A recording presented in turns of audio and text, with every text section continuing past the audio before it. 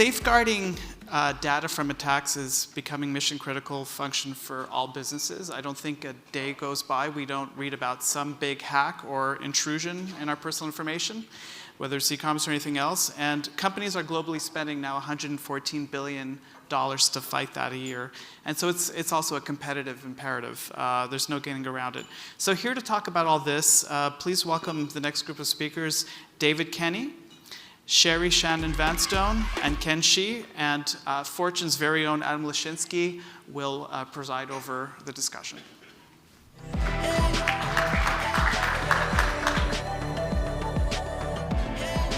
Everybody, before you sit down, it's 4 o'clock in the afternoon. We're about to tackle a very weighty topic. I want to invite all of you, if you want, to stand up and stretch very briefly. Right. Okay, I'm going to lead the stretch, but you don't have to do what I do. Oh. You can do whatever you want to do. Oh, that feels really good. Thank you. Thank you. Please have a seat. Thank you. Awesome. Thank you. Did that feel good? Yeah. All right. Good. Terrific. Okay, David, Sherry, Ken, welcome. We are going to discuss a weighty topic, an important topic, which is best practices in data stewardship. I think this isn't just a business topic anymore. The public understands that their data is at large and they're not sure where it is. Sherry, I want to ask you to start. You, earlier in your career, worked at BlackBerry, yes, which did landmark work on securing its users' data. As a matter of fact, that's the reason BlackBerry, as you've told me, still exists, because BlackBerry did that so extremely well. And in your most recent company, you made products that went into connected vehicles. Correct, yes. So briefly tell everyone about that company, and I want to use that as a way to frame our conversation about just how much data is out there. Okay, thank you. Thank you again for inviting me to be on this panel. The company's TrustPoint Innovation, and TrustPoint was, we had done the security for the BlackBerry, and then we decided to leave BlackBerry, a group of us, and we said, what do we want to do with this technology that's the security? And so we said, what about the Internet of Things? 20 billion plus devices to be connected by 2020. And so we did, and as soon as we left, we get a call from US Department of Transportation saying that they were implementing a vehicle to infrastructure communication. So what we did was we went in and we helped them design security and privacy right into the solution. So what it is that these cars are connected, as you know, even if you don't want to be, your car is connected sometime to the internet. You go in for diagnostic testing or whatever. So you are connected, and the vulnerabilities are huge. But we were adding a whole new system to the car. So even more vulnerabilities, so could be a possibility. So we wanted the security to be built in right from the beginning of this new vehicle to infrastructure communication. So that's what we did, and we then were attracted enough to the automotive industry, and in particular Robert Bosch company out of Germany purchased my company. And so if I follow you, and I'm going to be optimistic here, the auto industry, for one, is being thoughtful about this and is able to design in these products in a safe and secure way. Yes, security and privacy were designed in from the beginning on these new communication systems. But many products out there, whether we're talking about baby monitors or, I don't know, you can give better examples, weren't. Yes. How much of a problem is that, in your professional opinion? Well, you're connected. You're connected to the internet. As soon as you're connected, you will get, people will try to break into the systems. So yeah, so anything that you build, first of all, you have to think it's connected to the internet. There will be hackers, and what's going to happen? Maybe only one gets hacked, but that's all you need to have a disaster. Yeah, so, okay, David, please. Well, it's everything. So we have hackers on my security team. So they found 17 vulnerabilities in smart cities. Mm-hmm. The things that control dams. Smart cities being, you mean the cities themselves or IBM's? No, 4 cities where they had built smart grids to manage things. Mm-hmm.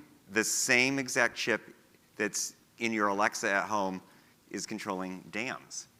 And so it would be not hard to hack a dam and have it break. It would not be hard to hack a traffic system. It would not be hard to hack anything that's controlling the way goods are moving around. So all these IoT devices, which are virtually everything today, we really need to look after. Let me, I'm curious, David, it seems like the data breaches we hear about are these online breaches, whether it's credit cards or the likes of Facebook. And we hear about them, it feels like one a week. I think it's probably more. And then you make what sounds like a realistic statement. You know, dams could be hacked, traffic intersections could be hacked. Why hasn't that happened yet?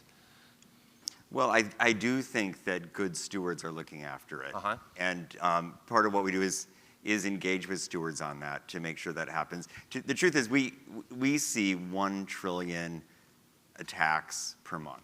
Okay, so an attack might be a minor, subtle thing. Somebody trying to get data. Somebody trying to steal data from somewhere. So we see that. And when we talk to our customers, 82% of them say we want to use big data, we want to use AI. We believe that changes our future, but 2/3 are holding off until they can make sure the security is right, that they can make sure that they can understand where the data came from, that it's transparent, they can know how the algorithms work. So we're working to help people solve this, but it's a very real threat today. So for IBM Watson alone, it's an opportunity, but also a business challenge, in that you have a customer who is concerned about the whole category. We have every customer concerned about it because everything's implanted. I mean, the other thing that we focus on is medical devices. Mm-hmm. So if you have a pacemaker, a defibrillator, those are all connected. Mm-hmm. Those can be hacked, right? Mm-hmm. So I think everybody is realizing that everything has software in it today. Mm-hmm. And is really focused on this issue. Now, Ken, this is your business that we're talking about. For the other two, this is an aspect of their business. This is your business. I'm going to ask you to talk about Fortinet, but before I do, I just have to ask you, it sounds like Fortnite, and I'm wondering if that ever becomes a problem for you. Yeah, that's where my kids know this name much better than me now. Love the name. So Dad works for a company that's not Fortnite, but it's close to Fortnite. Yeah, we start much earlier than Fortnite. So right. We start in 2000. So try to fortify the network. Now they do all the game online. Fortify the network. Good. Yep. So explain what that means, how you do it, and what types of customers you have. Yeah, like your early question, how much data we generate today, right? So in the last 3 years, because all the digitalization, all the computing power, so the data we generate online, more than like 3 years ago, the whole human history had ever generated. So there's a huge amount of data. And the issue is really all this data most all connect globally, right? So that's where we internet designed about 40, 50 years ago. So they designed in the trust, peer-to-peer, equal environment. But today, we estimate 98% traffic on the internet no longer fit that environment anymore. So different application, different content, different user, different device, different country, different region, different culture, they need to deal with the traffic differently.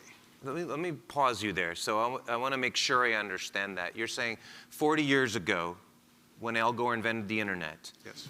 It was primarily for a computer to a computer.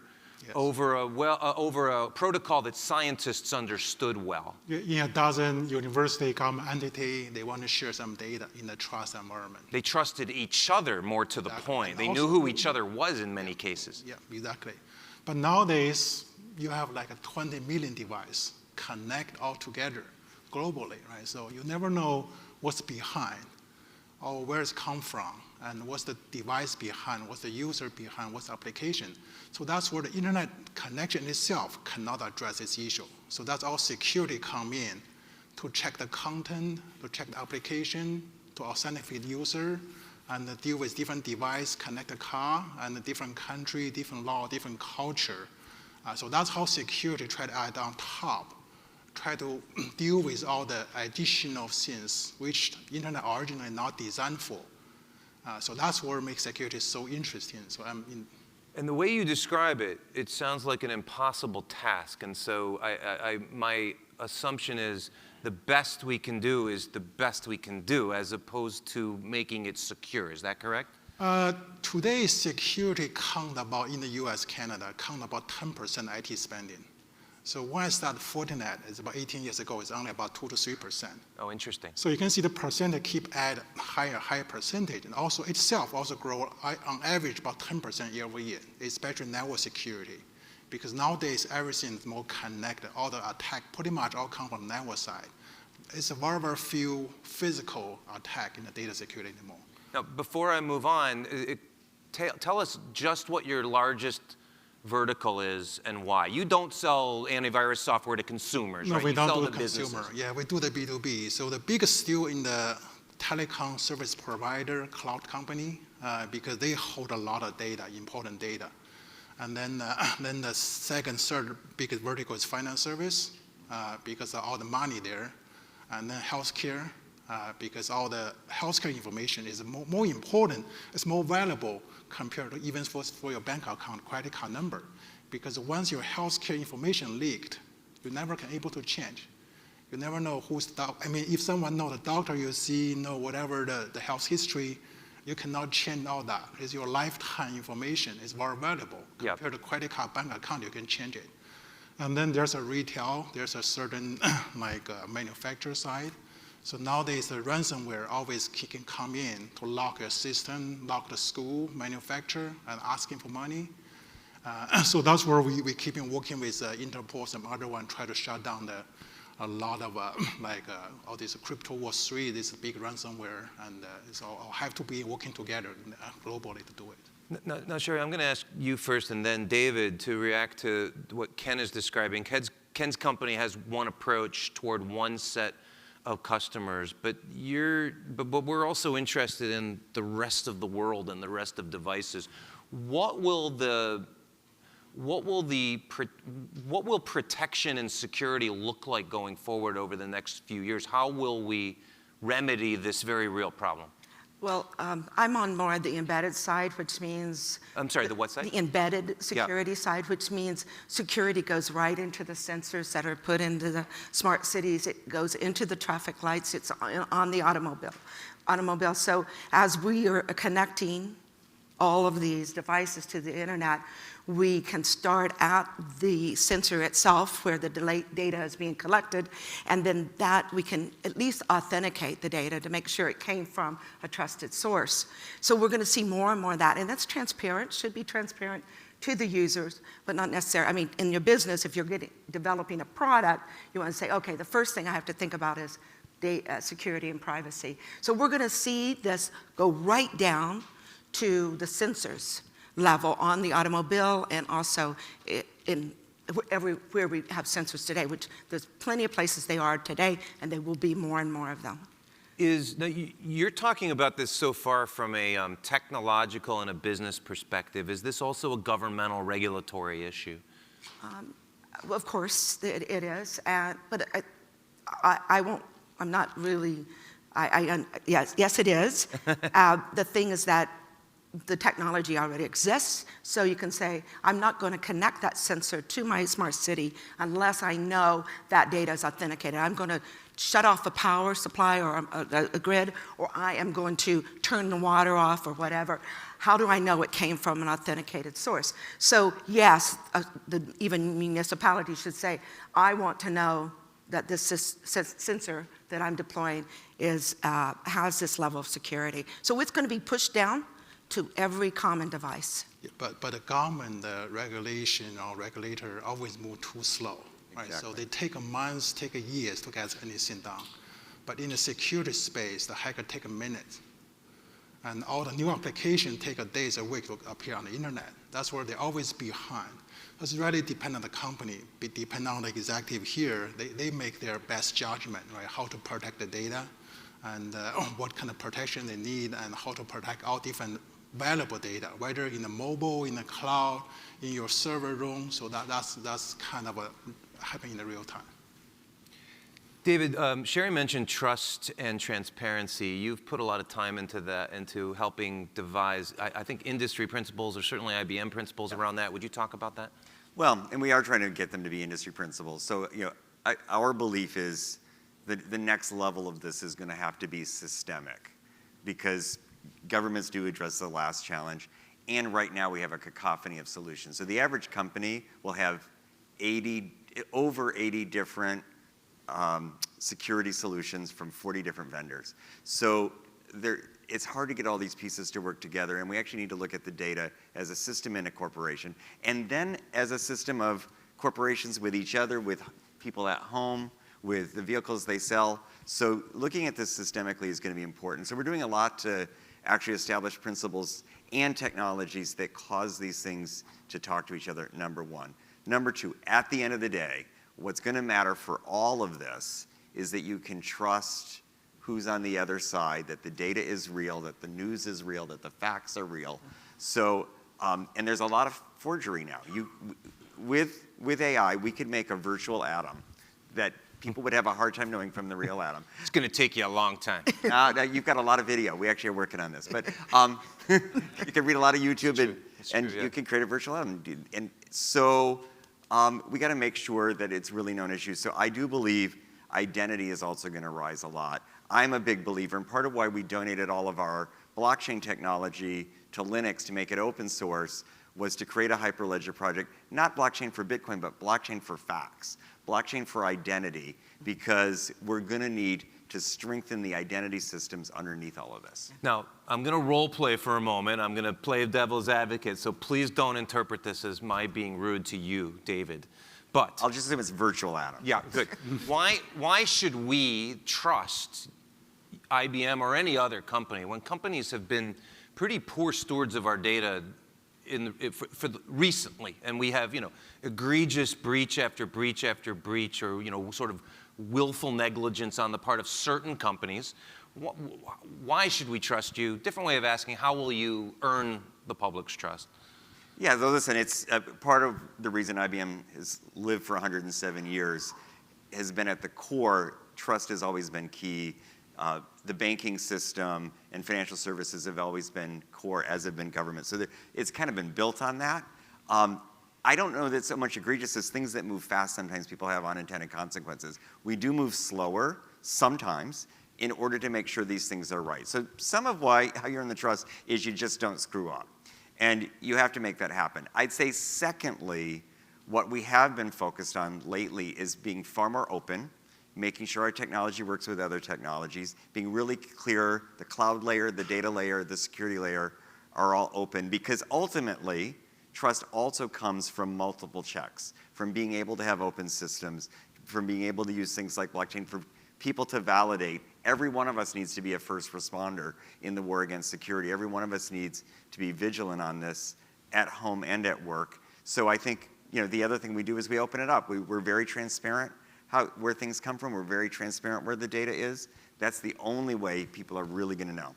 Ken, isn't it possible that open is not good? Maybe closed would be better in this situation. I think open cooperation definitely works better, but also to answer your question, how to gain the trust is really you have to earn it, right? So that's where you have to win customer one by one. You have to do better service, quick response, and better product, all this together. So that's where today we count about close to 30% global network security deployment, because you have to really have a good customer refer to the other good customer and then quickly respond to the customer need. Because whatever all this outbreak happen, it's happening in seconds, in minutes globally. So you have to respond very, very quickly. I agree with David. So today, on the big enterprise, average company have 20 to 30 different vendor, like 30, 40 different security solution. So most of them don't work together. They not even talk to each other. So that's make the defense, making automation very, very challenging. So the bad guy all working together better than all this is supposed to be a good guy. And that's where have to be all this coordinate, working together, automate together, interface, integrate together.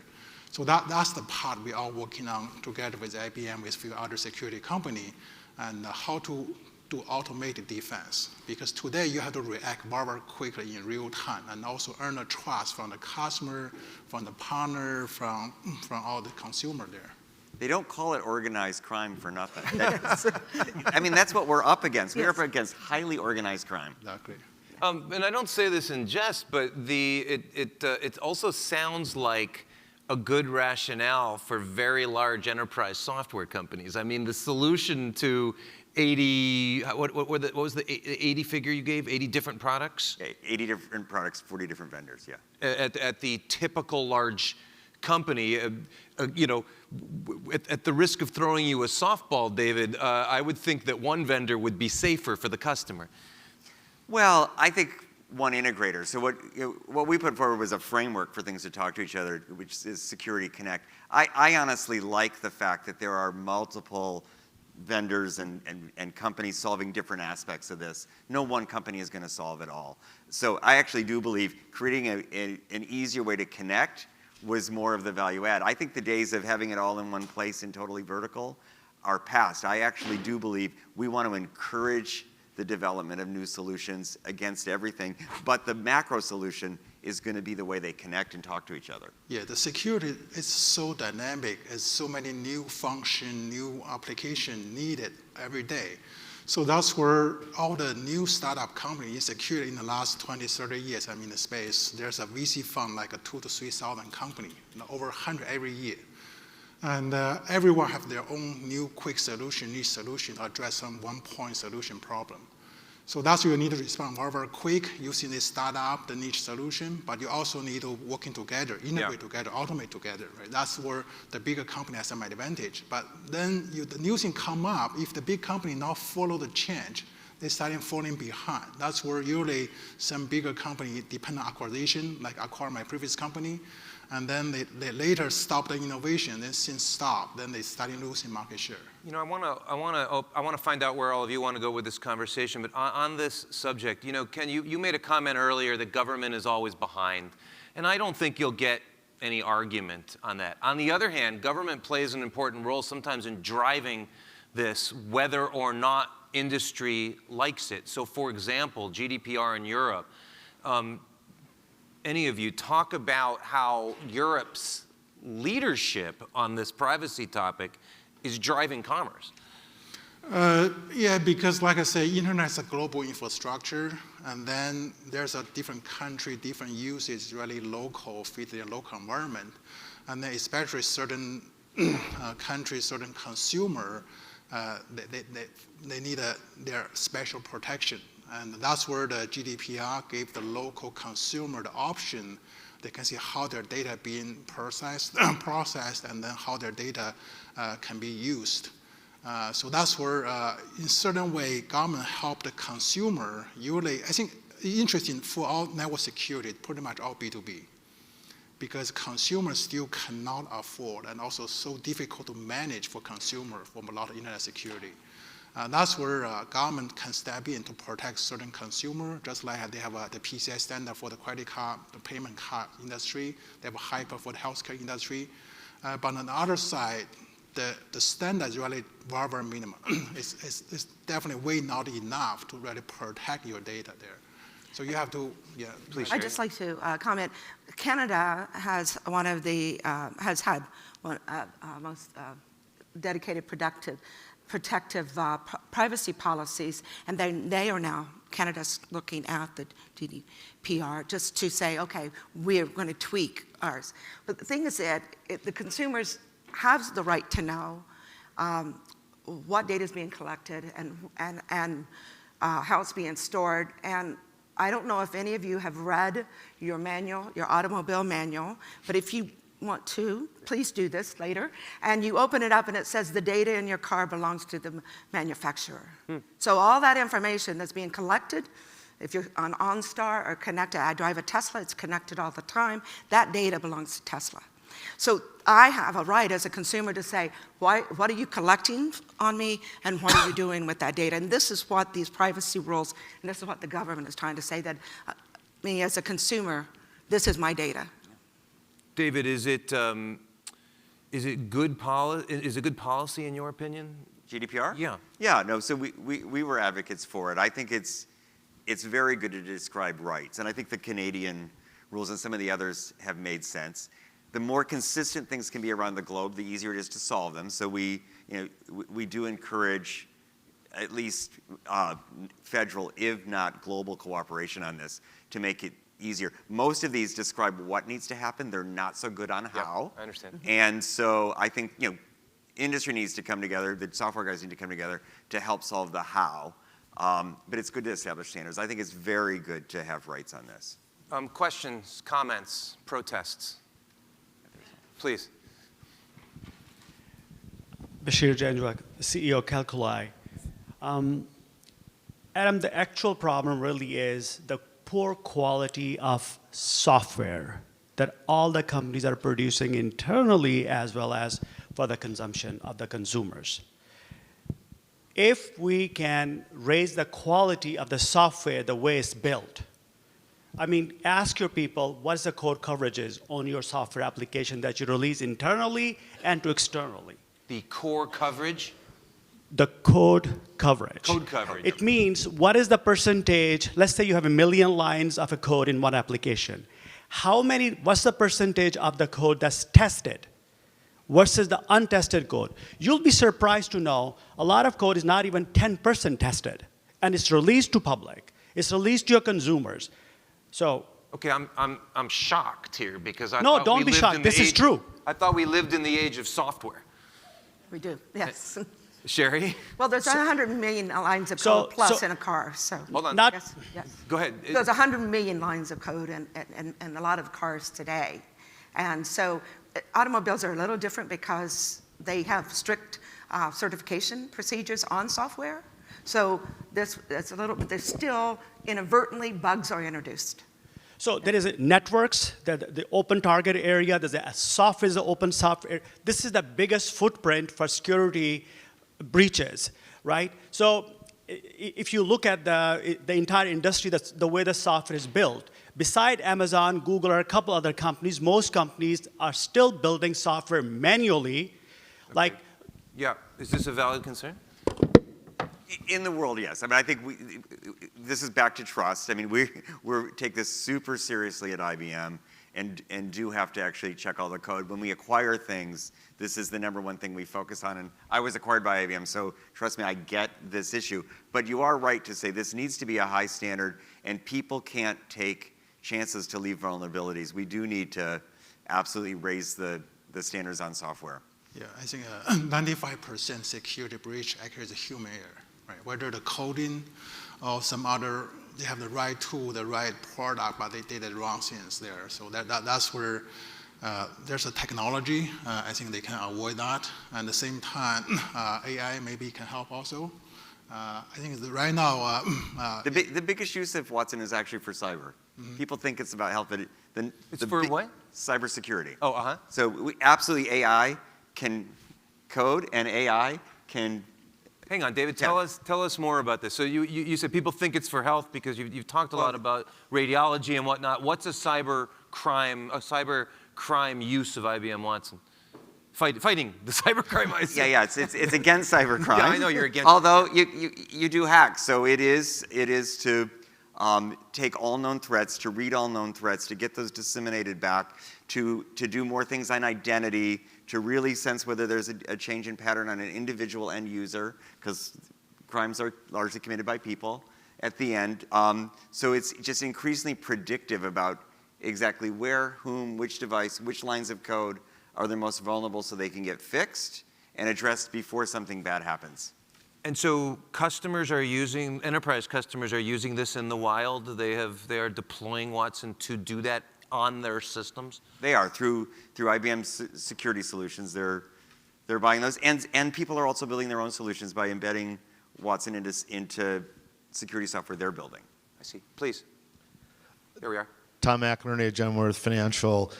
My question is, when you look at the DNC hacking and others, and looking at our own company, we're very nervous about phishing. And it seems that you can protect systems, but what we see is every day thousands of increasingly sophisticated phishing. I just want your view as to how big of a risk is that, and what are the ways to reduce it? Phishing is one of the things that AI is good at detecting. So because it's about pattern recognition. There are little clues in the way, because the phishing is largely through emails that look. Yesterday, somebody who worked, my CMO got a message saying that I wanted her to buy gift cards, which I didn't. So, wow. So luckily she had common sense. That's important. But the AI found this too, and there were a couple things that just were clear. It wasn't really me. So having AI work on identity, I think, is one thing that's going to help us. Ken, how big a threat? Oh, I think it's a lot of, I say probably super majority attack come from phishing because humans still have a lot of weakness, right? So that's where a lot of hackers leverage this one to get in the company first and then spread around. And so that's where, and also they kind of also testing the system, right? Because you have defense system, they keep trying until they go through. The same thing, they keep sending you email every day, and then one day they may go through it. So that's the issue of someone may open the email. I don't think the issue will be solved because there's so many connections, so many attack surface you need to protect, and so many data move everywhere. So that's where, so you need a multiple line defense. We call the fabric. You need to have a different part all working together, not just single line defense, not enough. As you two were talking, I had an unpleasant thought, which is if you can use AI to fight phishing, surely you can use AI to do phishing and become better at it, right? The criminals will get better at it using AI. They are. Yeah, they are already using actually. And they are. So Yes. It's the battle about who eventually have better AI. Yeah. The thing is that part of this is about policy that you have and training your employees. Easiest thing is say, don't open something that, I haven't heard from this person in 20 years, and now I'm hearing from, most likely it's not an email I should open. But I think the technology is not going to solve it all. We have to have policies and procedures in place too. Sherry, I want to ask you one last question. Looking back on your time at BlackBerry, BlackBerry was visionary in that it was very serious about security. And I Yes. assume that grew out of a telecom environment. And telecom these things had to be protected, so you gold-plated it and so on. Give us a brief thought on, there's criminals, and then there's just an ick factor, I think, with data stewardship. Some companies are purposely doing things that we think are kind of, they're trying to massage our data for commercial means. Yeah. And I know I'm not asking you a very direct question, but I guess what's your thought on that and where is that going?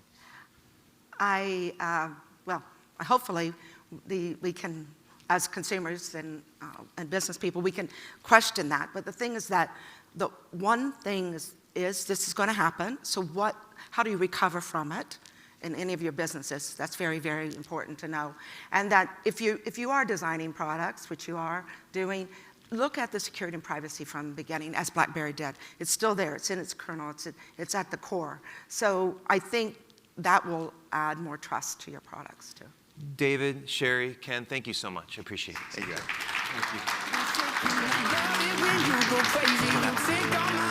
Thank you.